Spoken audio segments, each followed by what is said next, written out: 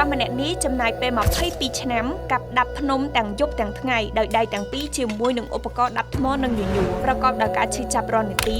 យំខ្សោះអស់ទឹកភ្នែកទោះអ្នកណាខាត់ក៏មិនស្ដាប់ព្រោះគាត់មិនចង់ឲ្យគ្រប់គ្នាជួបរឿងឈឺចាប់ដូចជាគាត់ជួបការលំបាកនិងគ្រោះថ្នាក់តែម្នាក់ឯងហើយគ្រប់គ្នាគិតថាគាត់ឈួតលីលាដែលព្យាយាមធ្វើរឿងដែលមិនអាចទៅរួចបុរសម្នាក់នេះមានឈ្មោះថា Darat Manchi ហើយត្រូវបានគេដាក់រហស្សនាមថា The Mountain Man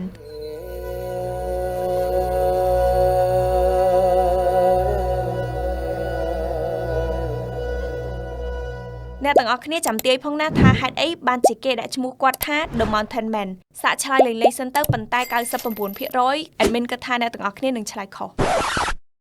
វីដេអូនេះផងដែរឧបត្ថម្ភដោយក្រុមហ៊ុនសាងសង់ True Home បើអូនពុកមីងមានគោលបំណងក្នុងការសាងសង់ផ្ទះ admin សូមណែនាំក្រុមហ៊ុន True Home ឈ្មោះថាក្រុមហ៊ុនមែនប៉ុន្តែអត់ថ្លៃដូចអូនពុកមីងគិតទេសំខាន់សាងសង់ជាមួយក្រុមហ៊ុនយើងធានាបាននូវគុណភាពទំនុកចិត្តអត់ខ្លាចជាងរត់ចោលឬធ្វើលើថវិកាកំណត់ទេ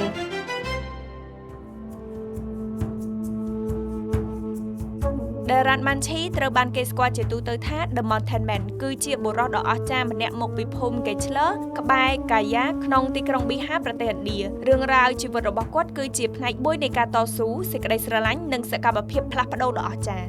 Darat Manchi គឺជាកម្មករក្រីក្រម្នាក់ដែលល្បីល្បាញដោយសារតែសកម្មភាពបដិញ្ញាចិត្តក្នុងការកាប់ភ្នំរបស់គាត់ដែលគ្រប់គ្នាគិតថាវាអត់អាចទៅរួចភូមិ Darat Manchi ត្រូវបានបំបែកចេញពីទីប្រជុំជនផ្សេងទៀតក៏ដូចជាបំបែកចេញពីសេវាកម្មសំខាន់ដោយសារតែភ្នំរដេបរដប់ដែលធ្វើឲ្យការធ្វើដំណើរគឺមានសភាពវែងឆ្ងាយហើយពិបាកនៅឆ្នាំ1959ប្រពន្ធរបស់ Darat Manchi ដែលមានឈ្មោះថា Falguni Devi បានទទួលរងរបួសធ្ងន់ធ្ងរនិងស្លាប់ពេលដែលយកទៅដល់ពេទ្យពីព្រោះថាមន្ទីរពេទ្យនៅឆ្ងាយខ្លាំងហើយផ្លូវជុំវិញជាផ្លូវភ្នំដែលពិបាកនិងនាំឲ្យមានការពន្យារពេលនៃជំនួយវេជ្ជសាស្ត្រ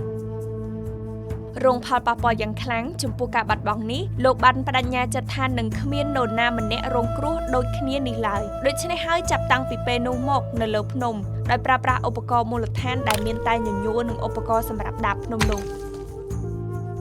អស់រយៈពេល22ឆ្នាំចាប់ពីឆ្នាំ1960ដល់ឆ្នាំ1982គាត់បានធ្វើការដោយមិនឈប់ឈរហើយបានបង្កើតផ្លូវជួរភ្នំដែលមានប្រវែង110ម៉ែត្រនិងទទឹង9ម៉ែត្រជម្រៅរហូតដល់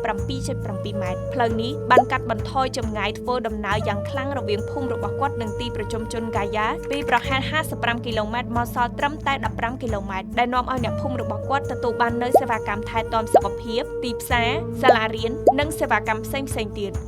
ទោះបីជាគាត់ត្រូវបានគេចំអកនិងហៅថាឈួតនៅពេលដែលគាត់បានចាប់ផ្ដើមក៏ដោយប៉ុន្តែការបដិញ្ញាចិត្តដែលមិនផ្លាស់ប្ដូររបស់គាត់បានប្រែក្លាយគាត់ទៅជានិមិត្តសញ្ញាណនៃភាពរឹងជជែកនិងធន់ធ្វើឲ្យគាត់ទទួលបានរហស្សនាមថាបុរសភ្នំឬ The Mountain Man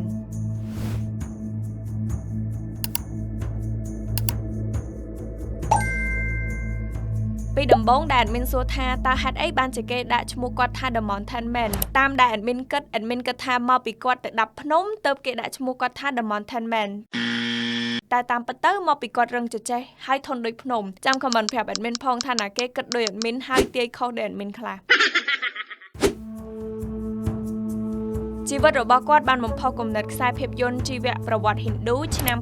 2015ដែលមានឈ្មោះថា Manchi The Mountain Man ដែលបានបង្ហាញពីការតស៊ូនិងសមិទ្ធផលរបស់គាត់អ្វីដែលយើងអាចរៀនបានពីជីវិតរបស់ Darat Manchi គឺជាសក្ខីភាពនៃអានុភាពមួយថាតើការតាំងចិត្តរបស់មនុស្សម្នាក់អាចផ្លាស់ប្ដូរជីវិតជាច្រើនដល់កម្រិតណាមិនមែនតាមរយៈវេទមន្តឬក៏ម៉ាស៊ីននោះទេប៉ុន្តែតាមរយៈឆន្ទៈនិងការខិតខំប្រឹងប្រែងមិនអាចប្រកែកបានទោះបីជាដំបូងគាត់មិនទទួលបានការគាំទ្រតែចុងក្រោយការតស៊ូរបស់គាត់ទទួលបានការគាំទ្រពីអ្នកភូមិនៅក្នុងសហគមន៍របស់គាត់ហើយចុងក្រោយគាត់បានបន្សល់ទុកជាសមិទ្ធផលនៃផ្លូវមួយខ្សែសម្រាប់អ្នកជំនាន់ក្រោយរហូតមកដល់បច្ចុប្បន្នហើយរឿងរ៉ាវរបស់គាត់បានបន្តជំរុញទឹកចិត្តមនុស្សជុំវិញពិភពលោកជាចុងក្រោយក៏សូមអរគុណអ្នកទាំងអស់គ្នាសម្រាប់ការតាមដានទស្សនាវីដេអូមកដល់ចំណុចនេះហើយក៏សូមកុំភ្លេចជួយគាំទ្រ Channel Home Life តាមរយៈការចុច Subscribe, Like ចុចសញ្ញាកណ្ដឹងនិង Share សូមអរគុណ